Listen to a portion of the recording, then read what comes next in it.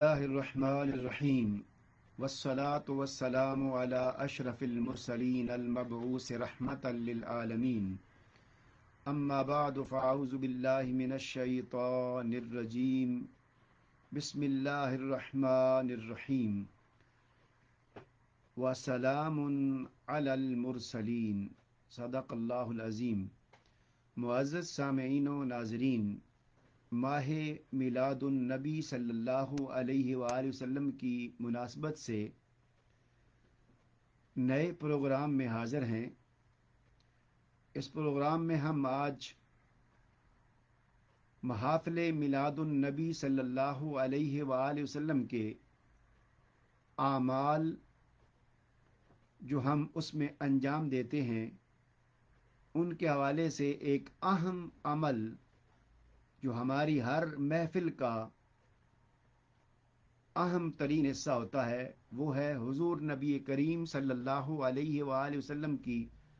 ذات مبارکہ پر سلام بھیجنا اور سلام پڑھنا۔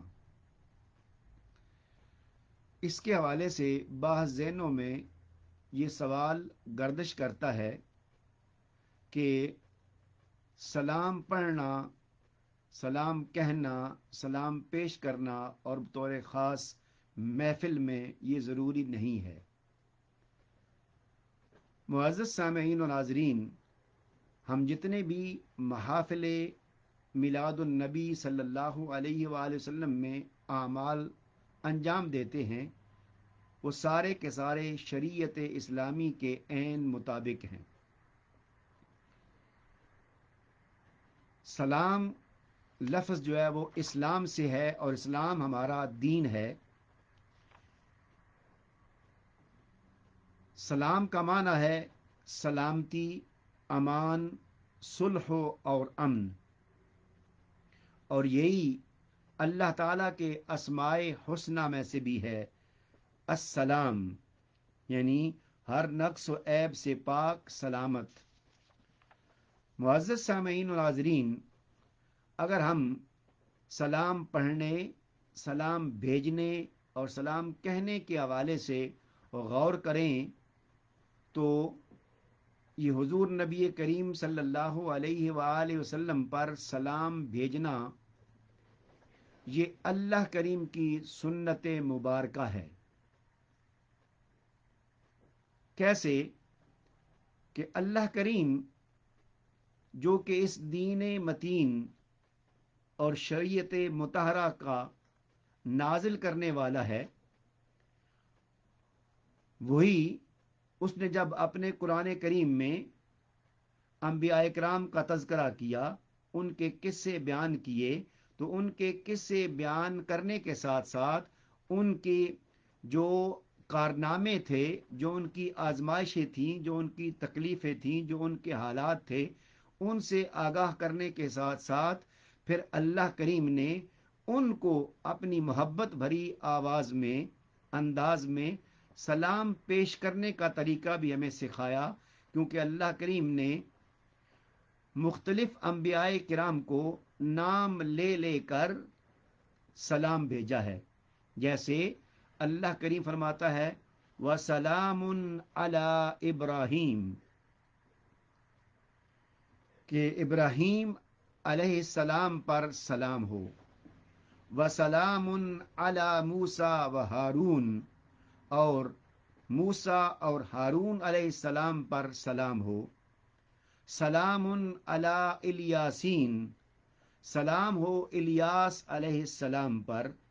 اور پھر اللہ کریم نے تمام رسولوں کو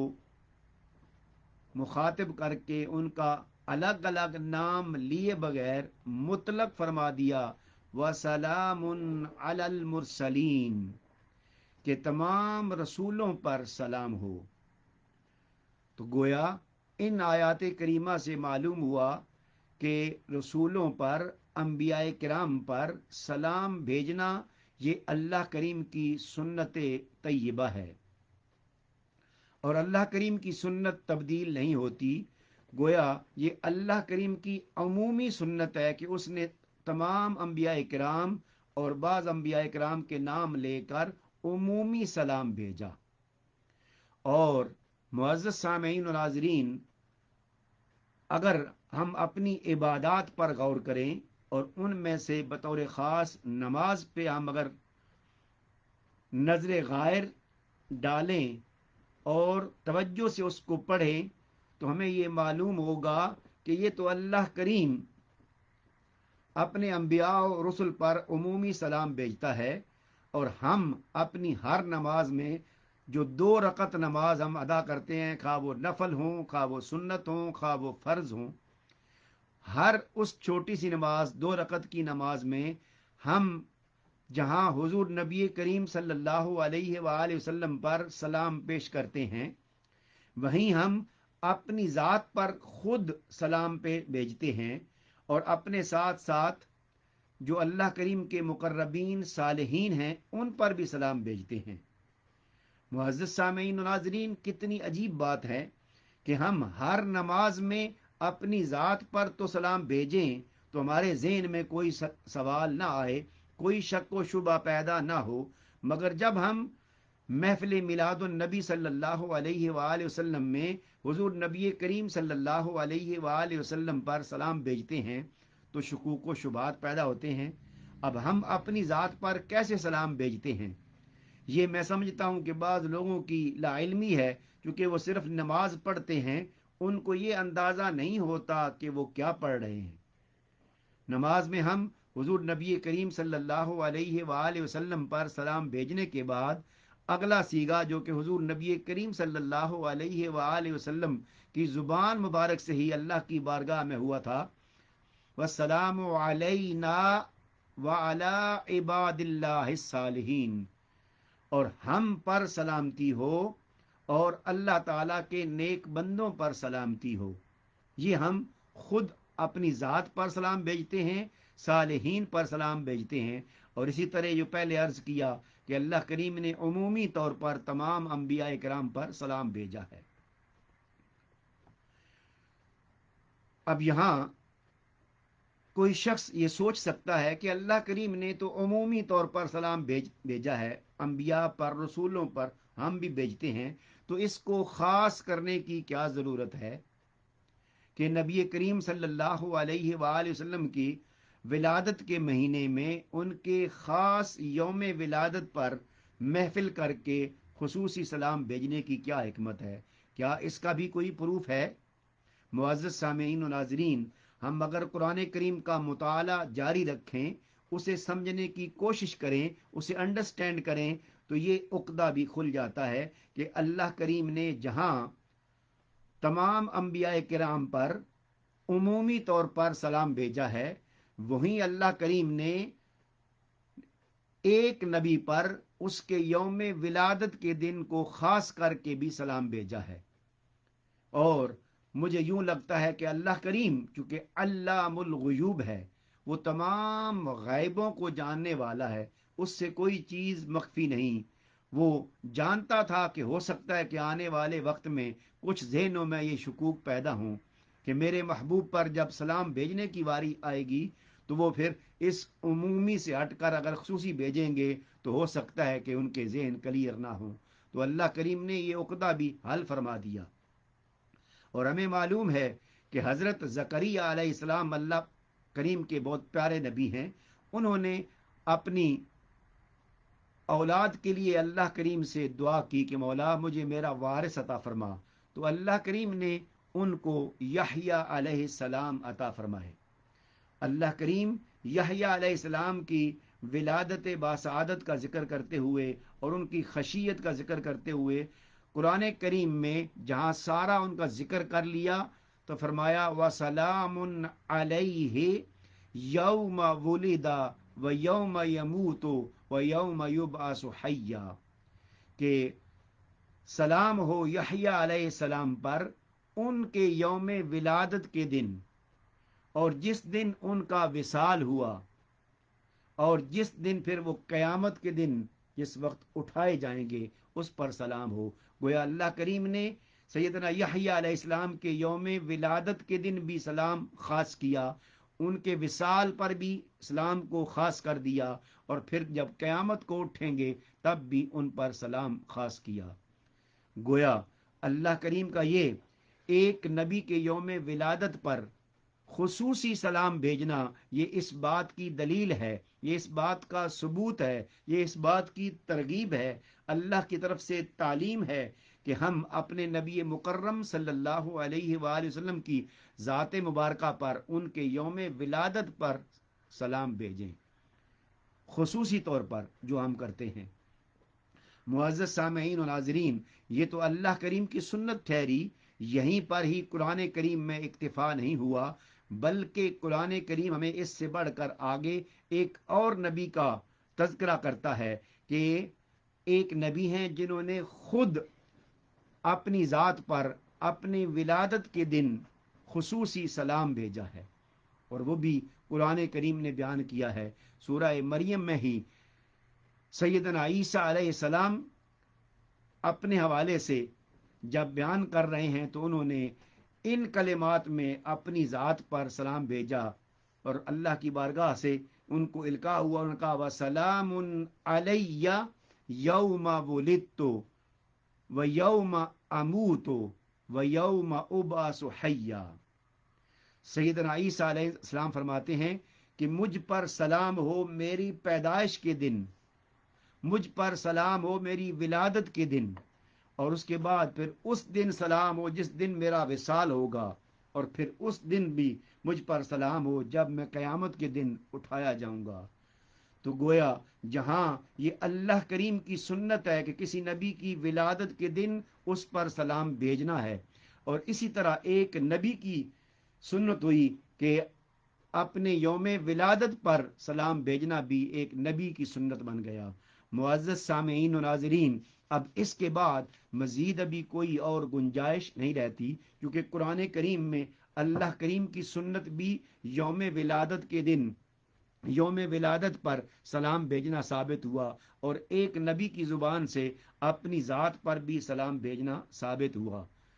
اسی طرح حضور نبی کریم صلی اللہ علیہ وآلہ وسلم نے بھی اپنے یوم ولادت کا خاص اہتمام کیا، اس کو اہمیت دی، اور صحابہ اکرام اس بات کے گواہ ہیں۔ ایک بڑی مشہور حدیث مبارکہ ہے جسے امام مسلم نے اپنی صحیح مسلم میں روایت کیا ہے کہ صحابہ اکرام نے حضور نبی کریم صلی اللہ علیہ وآلہ وسلم کو دیکھا کہ آپ ہر سوموار کو روزہ رکھتے ہیں، تو صحابہ اکرام نے اس روزہ رکھنے کی وجہ دریافت کی، عرض کی یا رسول اللہ صلی اللہ علیہ وسلم، یہ سوموار کے دن بلکہ ہر ہفتے آپ کا روزہ رکھنا، اس کی کیا وجہ ہے، اس کا کیا سبب ہے؟ تو حضور نبی کریم صلی اللہ علیہ وآلہ وسلم نے اس کا سبب ذکر فرما دیا، فرمایا ذاک یوم ولدت فیہ و یوم بعثت فیہ، کہ اے میرے پیارے صحابہ، یہ جو سوموار کا دن ہے یہ وہ دن ہے کہ جس دن میں پیدا ہوا تھا، میری ولادت ہوئی تھی، اور یہی وہ دن ہے جس دن مجھے اللہ کریم نے مبعوث فرمایا اور میں نے اعلان نبوت کیا تھا۔ گویا کہ آقا کریم نے بھی یوم ولادت کو نہ صرف خاص کیا بلکہ ہر ہفتے خاص کیا۔ معزز سامعین و ناظرین، یہ فقط دن کی اہمیت نہیں ہے، دن کی فضیلت نہیں ہے کہ جس دن کو نبی صلی اللہ علیہ وسلم یا کسی اور نبی علیہ السلام کی پیدائش ہوئی ہے، وہ واقعتاً اللہ کی بارگاہ میں بھی خاص دن ہے، اور انبیاء کرام کی نگاہ میں بھی خاص دن ہے۔ اسی طرح نبی کی جو جائے پیدائش ہے اس کو بھی اللہ کریم نے خاص اہمیت دی ہے۔ حضرت شداد بن اوس بیان کرتے ہیں، اس حدیث پاک کو امام نسائی نے روایت کیا ہے کہ جب حضور نبی کریم صلی اللہ علیہ وآلہ وسلم مکہ مکرمہ سے بیت المقدس کی طرف شب معراج رواں دواں تھے، تو ایک مقام پر سیدنا جبریل امین علیہ السلام نے آپ کو روک کر فرمایا کہ یہاں پر آپ 2 رکعت نفل ادا کریں۔ تو حضور نبی کریم صلی اللہ علیہ وآلہ وسلم نے وہاں پر رک کر 2 رکعت نفل ادا کیے۔ جب آقا کریم نے وہ نفل ادا کر لیے تو جبریل امین دریافت کرتے ہیں کہ یا رسول اللہ صلی اللہ علیہ وسلم، کیا آپ کو معلوم ہے کہ آپ نے کس جگہ نماز ادا کی ہے، نوافل ادا کیے ہیں؟ تو آقا کریم نے فرمایا کہ واللہ عالم، اللہ بہتر جانتا ہے۔ تو اس پر सैयदना जिब्रील अमीन अलैहिस्सलाम ने फरमाया कि सल्लैता रकातैन बिबैत लहमिन, कि आपने बैत लहम, एक जगह का नाम है, वहां पर ये 2 रकतें पढ़ी हैं। और ये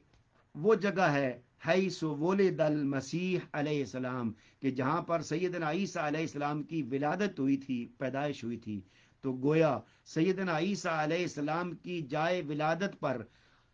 अंबियाए किराम के सरदार और